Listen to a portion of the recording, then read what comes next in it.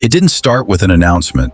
There was no countdown, no global warning, just flashes. Across the Middle East, one by one, the night sky began to light up. Explosions in the distance, sirens cutting through silence, missiles streaking across borders that once felt secure. And within hours, the world realized something terrifying. This was not a single attack. This was coordinated, calculated, and it was spreading. The first shockwave. The first reports were confusing. A blast here, a strike there, different countries, different targets. But one pattern quickly became clear. Every location had something in common. They were all hosting United States military assets, bases, airfields, strategic installations, and they were being hit almost simultaneously. According to early reports, Iran had launched a wave of missile and drone attacks targeting U.S. positions across multiple countries in the region. Al Jazeera. This wasn't random retaliation. This was a message. The countries that became targets. The attacks didn't happen in one place. They stretched across the region like a chain reaction. Countries like Bahrain, Qatar, Kuwait, United Arab Emirates, Saudi Arabia, and beyond. These are not random countries. They are some of the most strategically important locations for U.S. military presence in the Middle East. For decades, the United States has maintained bases across this region, forming a network of power, surveillance, and rapid response capability. At any given time, tens of thousands of U.S. troops are stationed across these countries. CBS News. These bases are not just buildings, they are the backbone of American influence in the region. And suddenly, they were under attack. Why these countries? To understand what happened that night, you have to understand geography. Iran cannot easily strike mainland America. The distance is too great, but it doesn't need to. Because the United States has already brought its military presence closer, right into Iran's neighborhood. Bases surrounding Iran, ships in nearby waters, allies hosting military infrastructure. From Iran's perspective, these are not distant threats. They are right next door. So instead of attacking the U.S. directly, Iran targeted what it could reach. And what it could reach was everywhere. The strategy behind the strikes. This was not chaos, it was strategy. Iran didn't just launch missiles randomly. It focused on U.S. assets embedded within allied countries. Why? Because this creates maximum impact. It hits U.S. military capability. It pressures U.S. allies. It expands the battlefield. It forces multiple governments into crisis at once. It's not just an attack, it's a geopolitical ripple effect. The role of proxies. But not every strike came directly from Iran. That's where things get even more complex. Across the region, Iran has influence through allied groups and militias. And as tensions escalated, these groups began to activate. In places like Yemen, Iran-backed fighters launched attacks that expanded the conflict even further. The Guardian. In other regions, intelligence reports suggested growing threats from Iran-aligned networks operating across borders. The Guardian. This means the battlefield was no longer limited to one country. It became distributed, unpredictable, and much harder to control. A region pulled into war. For the countries hosting U.S. bases, this moment was critical, because overnight, they were no longer just allies. They were targets. Missiles didn't just hit infrastructure, they hit confidence, security, stability. Airspace was shut down. Oil facilities were threatened. Cities were placed on high alert. In some cases, damage extended beyond military zones, affecting civilian areas and critical infrastructure. Al Jazeera.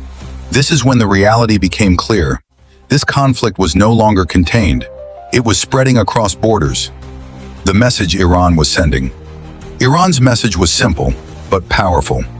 If you host our enemy, you become part of the battlefield. This changes everything, because it forces countries to make difficult decisions. Continue supporting the U.S. and remain targets, or distance themselves and risk losing protection. Either choice comes with consequences. The U.S. response. As the attacks unfolded, the United States began mobilizing. Troops were repositioned. Defense systems activated. Strategic options prepared. Officials emphasized that military objectives could still be achieved without full-scale ground invasion. Reuters. But behind the scenes, the pressure was growing. Because this was no longer a single front. It was multiple fronts, across multiple countries. The bigger picture. What happened that night wasn't just about destruction. It was about changing the rules of engagement. For decades, the U.S. operated with relative security in the region. Bases were seen as protected zones. Now, they were vulnerable. And not just in one country, but across an entire network. Why this moment matters. This was more than retaliation, it was a shift. A moment where the balance of power began to look different. Because for the first time in a long time, multiple U.S. positions across the region were hit almost simultaneously. And that sends a message far beyond the Middle East. It tells the world, even the most powerful military presence can be challenged. And this is only the beginning. Because Chapter 1 is just the surface. What you've seen so far is the event. But the real story is deeper. How did Iran build this capability? Why now? And what happens when a regional conflict begins to pull in the entire world? Because what started as a series of strikes may become something much bigger, something global, something that reshapes alliances, economies, and power itself. What happened in Chapter 1 looks sudden, explosive, coordinated, overwhelming. But in reality, none of it was sudden. Because operations like that do not happen overnight. They are built slowly, carefully, quietly, over years, sometimes decades. And at the center of it all was one idea. If you cannot match your enemy directly, you surround them indirectly. A different kind of military power. When most people think about military strength, they think about numbers. More soldiers, more tanks, more jets. But Iran doesn't play that game the same way. Because it understands something critical. It cannot outspend or outgun the United States in a conventional war. So instead of trying to match power, it changed the rules of how power is used. Iran built something different, something harder to see, harder to track, harder to stop. A system built not just on weapons, but on networks. The strategy of reach without presence. Iran's greatest advantage is not just its missiles, it is its reach. The ability to influence events far beyond its borders without physically being there. This is done through a combination of regional alliances, armed groups, political influence, strategic funding, intelligence coordination. Over time, Iran developed relationships across the Middle East that allowed it to extend its influence into multiple countries simultaneously. This means that when a conflict begins, it does not start in one place. It starts everywhere at once. The power of proxy warfare. At the heart of this strategy is something known as proxy warfare. Instead of fighting directly, a country supports allied groups in other regions to act on its behalf. These groups are not random, they are organized, trained, equipped, and in many cases, highly motivated. This creates a situation where Iran doesn't have to deploy its own troops everywhere. Attacks can come from multiple directions. Responsibility becomes harder to prove directly. And most importantly, the battlefield becomes unpredictable. A map covered in influence. If you look at the Middle East today, you will notice something interesting. Iran's influence is not concentrated in one country. It is spread across multiple regions, in Iraq, in Syria, in Lebanon, in Yemen. Each location plays a different role. Each serves a different purpose. But together, they form a network, a web of influence that stretches across borders. And when activated, that web becomes a weapon. The role of geography. Geography plays a huge role in this strategy. The Middle East is not just one battlefield. It is many. Mountains, deserts, coastlines, urban cities. Each environment creates different opportunities for conflict. Iran has spent years understanding these terrains, positioning allies, building supply routes, establishing influence. So when the time comes, it doesn't need to move everything at once, because everything is already in place. Missiles, drones, and the new battlefield. Technology has changed warfare, and Iran has adapted. Instead of relying only on traditional weapons, it invested heavily in ballistic missiles, cruise missiles, unmanned aerial vehicles, drones. These tools are powerful for one reason: they allow attacks without direct confrontation. A missile doesn't need a soldier standing next to the target. A drone can travel long distances, strike, and disappear. This makes defense much harder because threats can come from anywhere, at any time. Why this strategy works? Iran's approach works because it creates pressure on multiple levels at once. Military pressure, political pressure, psychological pressure. For example, when a US base is attacked in one country, that's a problem. But when bases are threatened in multiple countries simultaneously, that becomes a crisis. Because now, governments must respond. Alliances are tested, resources are stretched, and uncertainty spreads. The psychological impact.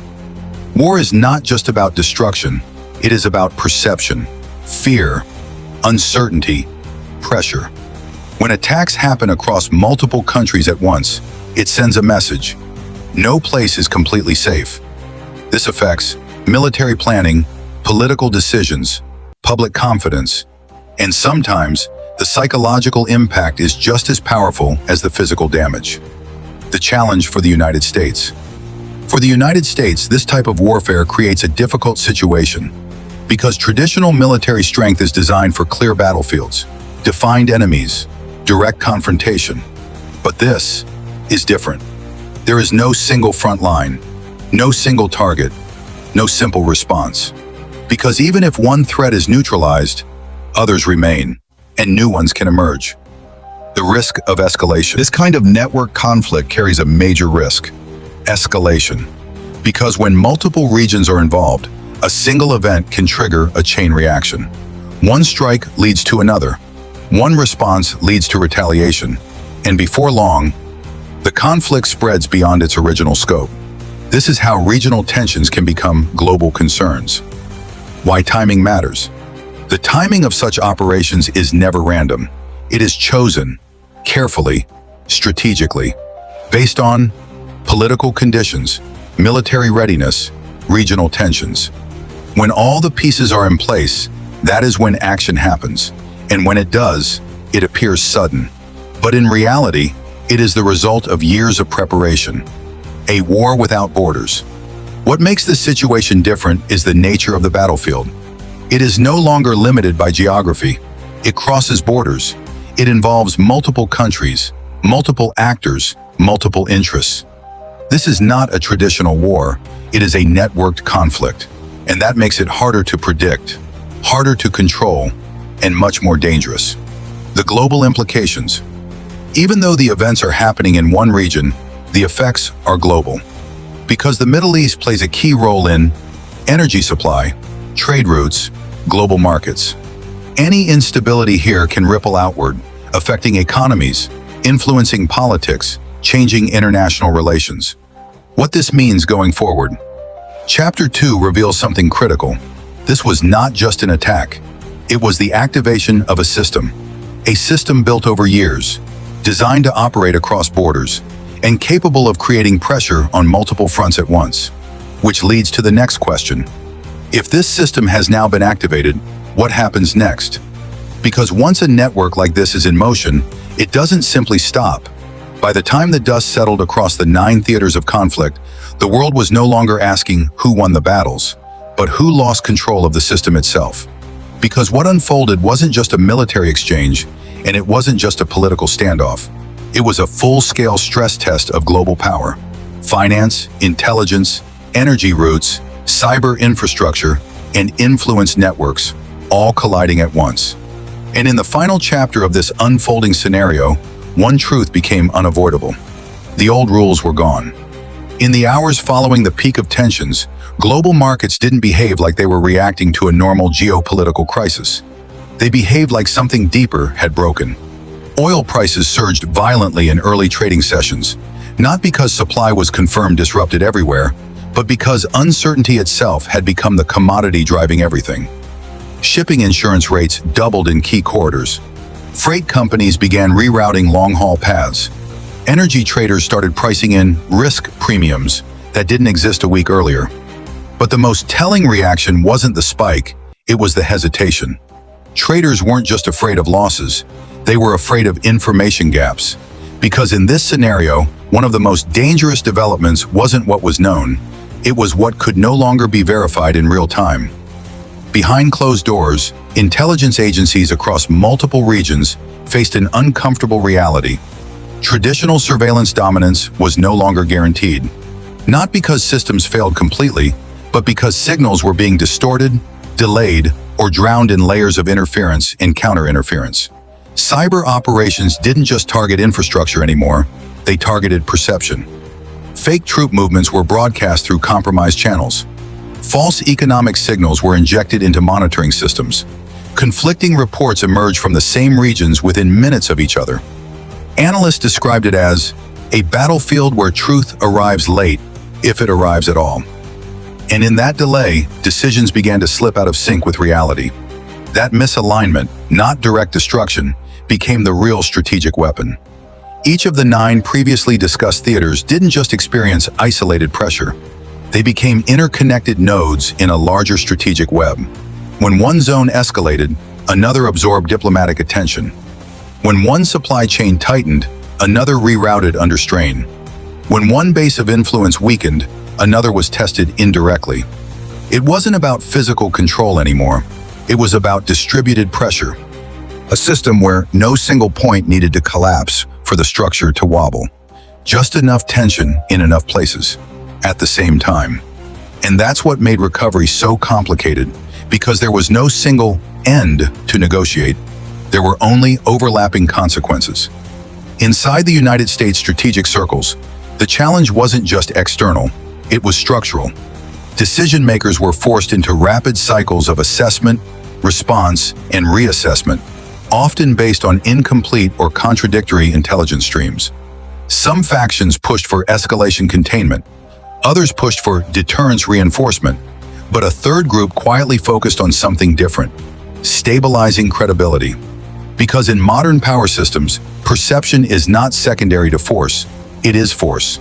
If allies doubt coordination, alliances weaken. If markets doubt stability, capital retreats.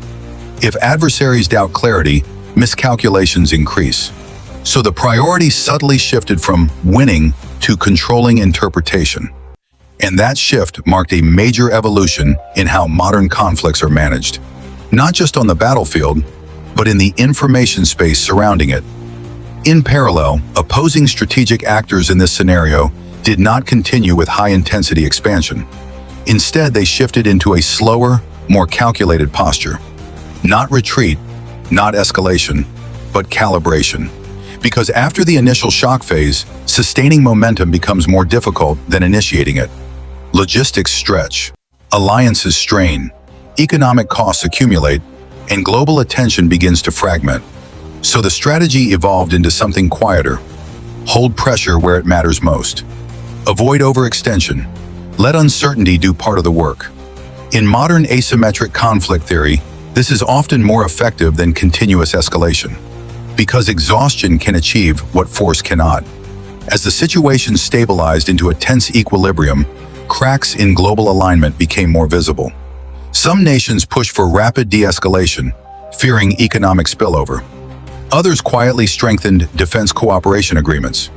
A few attempted to maintain neutrality, but found neutrality increasingly expensive in a divided system. Trade agreements were reconsidered. Energy dependencies were reassessed. Military cooperation talks accelerated in unexpected regions. And underneath it all was a quiet realization. The global order was no longer static. It was reactive. And reaction-based systems are inherently unstable when stress persists. Even as visible tensions cooled, cyber activity remained elevated. Not in dramatic bursts, but in continuous low-level engagement. Probing, testing, mapping weaknesses, redirecting traffic flows, disrupting logistics just enough to create friction without triggering full retaliation cycles. This phase is often overlooked in public discussions of conflict, but in modern systems, it is arguably the most persistent battlefield. Because while physical conflicts end, cyber positioning does not. It simply shifts form. And in this scenario, it became clear that the end of escalation was not the same as the end of engagement. Eventually, the global system did what it always does after a major shock. It adapted, but not by returning to the old structure. Instead, it settled into something new, a controlled instability, high awareness, constant monitoring, faster reaction cycles, more fragmented alliances, and a deeper reliance on predictive intelligence systems. The world didn't become safer, it became more responsive, and in many ways more tense, because everyone now understood something that could not be unlearned. Stability is not permanent, it is maintained. When analysts later studied the entire sequence of events across the 9 zones, one conclusion kept appearing across different reports. This was not just a confrontation between two sides. It was a demonstration of modern power mechanics, where influence is layered, where warfare is multi-domain, where outcomes are not defined by a single victory, but by sustained pressure across systems, and where the most important battles may never be fully visible to the public, because they happen in timing delays, in financial reactions, in intelligence misreads, and in the gaps between information and response. In the end, the biggest shift was not territorial, it was psychological.